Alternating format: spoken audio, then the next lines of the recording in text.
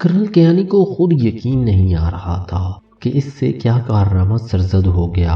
حیرت انگیز طور پر وہ دشمن کے سروں پر پرواز کرتا کیپٹن جاوید کی پوسٹ تک پہنچنے میں کامیاب ہو گیا تھا۔ کیپٹن جاوید سے اس کا رابطہ مسلسل قائم تھا، گو کہ اس کی کسی بات سے کرنل کیانی کو یہ احساس نہیں ہوتا تھا کہ جاوید اور اس کے ساتھی کسی کمزوری کا مظاہرہ کر رہے ہیں، لیکن ان کی طرف سے ہونے والی فائرنگ سے کرنل کیانی اندازہ کر سکتا تھا کہ وہ کس صورتحال سے دوچار ہیں۔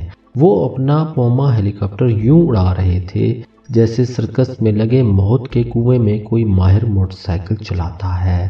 کیپٹن جاوید کو دوربین کے بغیر ہی کرنل کیانی کا ہیلی کاپٹر دکھائی دے رہا تھا، اور اس سے زیادہ بھارتی فوجی حیرانگی سے یہ منظر دیکھ رہے تھے۔ یوں دکھائی دیتا تھا جیسے واقعی وہ اب تک اندھے ہو چکے تھے، اور انہیں اب علم ہوا تھا کہ ان کے سروں سے پرواز کر کے کوئی پاکستانی ہیلی کاپٹر بھی یہاں تک پہنچ گیا ہے۔ بوکھلائے ہوئے بھارتیوں نے اپنی گنوں کا منہ ان کی طرف کر دیا، لیکن بلندی اور تہ در تہ پہاڑی سلسلوں کی وجہ سے وہ ان کا کچھ نہیں بگاڑ سکتے تھے۔ کرنل کیانی نے انتہائی مہارت کا مظاہرہ کرتے ہوئے ایک تنگ درے سے اپنا پوما گزار کر اسے سیدھا کیا۔ اب وہ کیپٹن جاوید کے عقب میں بالکل محفوظ ہو چکے تھے۔ ایک قدرے ہموار جگہ دیکھ کر انہوں نے اپنا ہیلی کاپٹر وہیں اتارنے کا فیصلہ کیا تھا، اور اب اس انتہائی خطرناک فیصلے پر عمل بھی کرنے جا رہے تھے۔ کیپٹن جاوید سے زیادہ صورتحال کی سنگینی کا اندازہ کون کر سکتا تھا؟ اس نے اپنے باقی ساتھیوں کو دشمن کو مکمل انگیج رکھنے کے احکامات کے ساتھ نئی ترتیب کے ساتھ پھیلا دیا، اور وہ خود اپنے ایک جوان کے ساتھ اس قدرے ڈھلوان جگہ کی طرف رینگ رہے تھے جہاں کرنل کیانی کا ہیلی کاپٹر معجزاتی طور پر لینڈ کر چکا تھا۔ کرنل کیانی اب اپنے پاس موجود سامان اتارنے میں مصروف تھے۔ وہ خود ہیلی کاپٹر کے انجن سٹارٹ رکھ کر نیچے اتر آئے تھے۔ عام حالات میں شاید وہ ایسا نہ کرتے، لیکن ان کے لیے یہ ممکن نہیں رہا تھا کہ وہ اپنے زخمی ہیرو کو بڑھ کر گلے نہ لگائیں۔ Well done! انہوں نے بے اختیار دونوں باہیں پھیلا کر کیپٹن جاوید کو گلے لگا لیا، جس کے سر پر بندی پٹی رنگین ہو رہی تھی۔ بے اختیار ہو کر انہوں نے یہی عمل اس کے جوانوں کے ساتھ بھی دہرایا، اور اب تینوں مل کر سامان اتار رہے تھے۔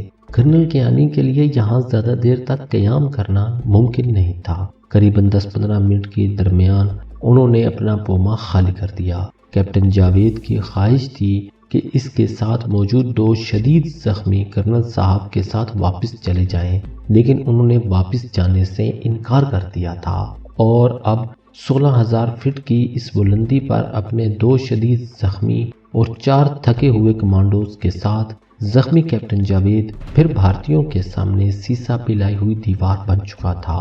ان کے پاس کمک پہنچ گئی تھی، گولہ بارود، ادویات اور کچھ اشیاء خوردونوش آ چکی تھیں۔ اپنی بے پناہ خستہ حالی کے باوجود کیپٹن جاوید کو ایمان کی حد تک اس بات کا یقین تھا کہ جب تک ان کے کسی جوان کے پاس ایک بھی گولی باقی ہے وہ دشمن کو اس پوسٹ پر قابض نہیں ہونے دیں گے۔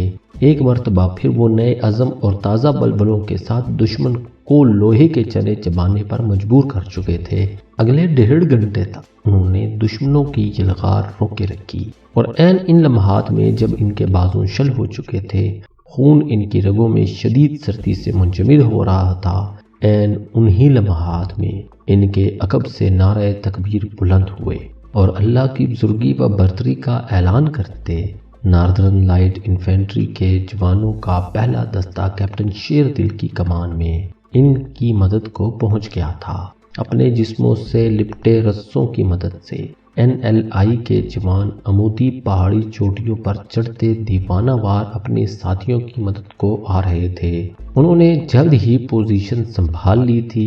کیپٹن شیردل اور اس کے ساتھی حیرت اور عقیدت کے بے پناہ جذبات سے باری باری ان کمانڈوز سے بغلگیر ہو رہے تھے جنہوں نے عسکری تاریخ کا ناقابل یقین کارنامہ سر انجام دیا تھا۔ یہ جوان اپنے ساتھ ضروریات کا سامان بھی لے کر آئے تھے، گو کہ وہ بھی 6 گھنٹے کا طویل اور تھکا دینے والا سفر کرتے ہوئے یہاں تک پہنچے تھے، لیکن بالکل تازہ دم تھے۔ پہلے سے موجود اپنے ساتھیوں کی ناقابل یقین بہادری نے ان کے حوصلے یوں بھی دو چند کر دیے تھے۔ شہداء کے جوان لاشیں دیکھ کر ان کی آنکھوں میں خون اتر آیا۔ کیپٹن شیر دل نے کیپٹن جاوید کو بہت منت سماجت کے بعد اس کے خیمے تک جانے پر رضامند کیا جو اس کے زخمی ساتھیوں کے لیے لگایا گیا تھا، اور NLI کے ایک ڈاکٹر نے جو اس گروپ کے ساتھ آیا تھا کیپٹن جاوید کی پٹی دوبارہ کر کے اسے زمین پر بچھے کمبل پر لٹا دیا۔ اس کے باقی زخمی ساتھیوں کی مرہم پٹی ہو رہی تھی۔ NLI کے جوانوں کی آمد نے بھارتیوں کی رہی صحیح ہمت بھی توڑ کر رکھ دی تھی۔ اگلے 3 گھنٹوں میں کمانڈوز کا ایک اور سیکشن ان کی مدد کو پہنچ گیا تھا۔ کرنل کیانی اس مرتبہ بڑے ہیلی کاپٹر ایلیویٹ میں تازہ دم کمانڈوز اور سامان حرب و ضرب کے ساتھ آئے تھے۔ اس ہیلی کاپٹر میں کیپٹن جاوید اپنے 4 کمانڈوز کی لاشیں اور زخمی ساتھیوں کے ساتھ فاتحانہ انداز میں واپس بیس کیمپ کی طرف پرواز کر رہا تھا۔ ناظرین، اگر آپ اس طرح کی مزید ویڈیوز دیکھنا چاہتے ہیں تو چینل کو سبسکرائب کریں اور ساتھ میں موجود گھنٹی کے نشان کو دبا دیں تاکہ ہمارے آنے والی ویڈیوز آپ کو بر وقت ملتی رہیں۔ اور اگر آپ یہ سیریز مکمل دیکھنا چاہتے ہیں تو نیچے ڈسکرپشن میں دیے گئے لنک پر کلک کریں۔